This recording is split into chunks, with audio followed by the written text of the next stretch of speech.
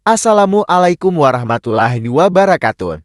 Selamat datang di channel ini, tempat di mana kisah-kisah penuh hikmah dan inspirasi hadir untuk menemani waktu kalian. Hari ini, kita akan menyelami sebuah kisah luar biasa dari seorang nabi yang dikenal bukan hanya karena kebijaksanaannya, tetapi juga karena kekuatan dan mukjizat yang dianugerahkan oleh Allah Subhanahu wa Ta'ala kepadanya. Inilah kisah agung Nabi Sulaiman alaihi salam ialah raja para manusia, jin, dan hewan. Siapkan hati dan pikiran kalian. Mari kita mulai ceritanya. Suatu hari dua wanita datang mengadu kepada Nabi Daud. Keduanya bertengkar tentang seorang bayi. Masing-masing mengklaim bahwa bayi itu adalah anak mereka. Nabi Daud memutuskan hak asuh kepada wanita yang lebih tua, namun Sulaiman kecil melihat sesuatu yang berbeda. Dengan penuh kecerdikan, Sulaiman berkata, "Wahai ayah, izinkan aku membelah bayi ini menjadi dua agar keduanya mendapatkan bagian yang sama." Wanita pertama setuju. Tapi wanita kedua berteriak, "Tidak. Serahkan bayi itu kepadanya, asal jangan dibunuh." Dari situlah Nabi Daud mengetahui siapa ibu yang sebenarnya.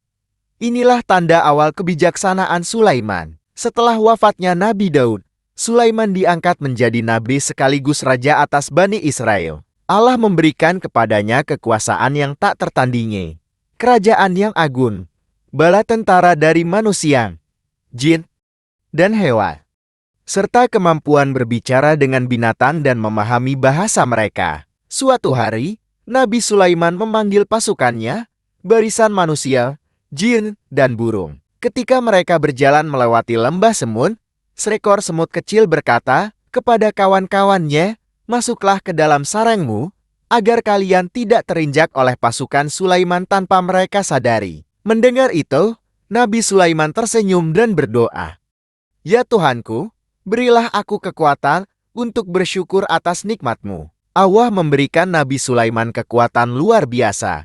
Angin tunduk padanya, jin-jin bekerja membangun istana, membuat patung, dan menggali tambang. Ia bisa melihat dan berbicara dengan hewan, bahkan mengatur mereka dalam barisan perang. Salah satu kisah terkenal adalah tentang burung hudhud. Burung itu absen dari barisan, dan ketika kembali, ia membawa kabar penting dari negeri Sabah. "Aku telah melihat seorang ratu yang memerintah sebuah negeri makmur. Namanya Ratu Balkis, tapi mereka menyembah matahari, bukan Allah," kata hudhud. Mendengar itu, Nabi Sulaiman mengirim surat kepada Ratu Balkis, mengundangnya untuk menyembah Allah. Sebelum Ratu Balkis tiba, Nabi Sulaiman memerintahkan agar singgasananya dibawa ke Palestina. Salah satu jin menawarkan untuk membawanya dalam waktu sekejap.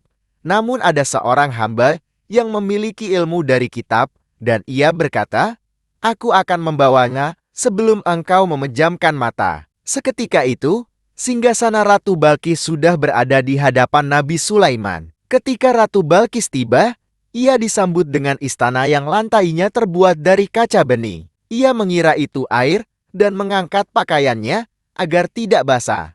Lalu Sulaiman berkata, "Ini bukan air, ini istana kaca." Balkis pun takjub dan berkata, "Ya Tuhanku, aku telah menzalimi diriku sendiri, dan kini aku berserah diri bersama Sulaiman kepada Allah, Tuhan semesta alam." Selama hidupnya, Nabi Sulaiman dikenal sebagai pemimpin yang adil.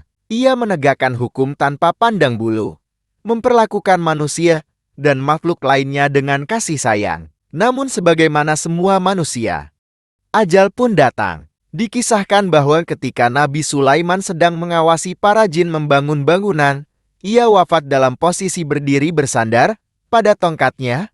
Para jin menyangka ia masih hidup dan terus bekerja. Baru setelah tongkatnya dimakan rayap dan tubuh Sulaiman jatuh ke tanah, barulah para jin tahu bahwa beliau telah wafat. Dari sini kita tahu, seandainya para jin benar-benar tahu hal gaib, mereka tidak akan terus bekerja dalam kelelahan seperti itu. Inilah pelajaran bahwa ilmu gaib hanya milik Allah semata. Dari kisah ini, kita belajar tentang pentingnya keadilan, rasa syukur, kecerdasan, dan tunduk pada kekuasaan Allah semata. Semoga kisah ini bisa memberi inspirasi dan pelajaran berharga untuk kita semua.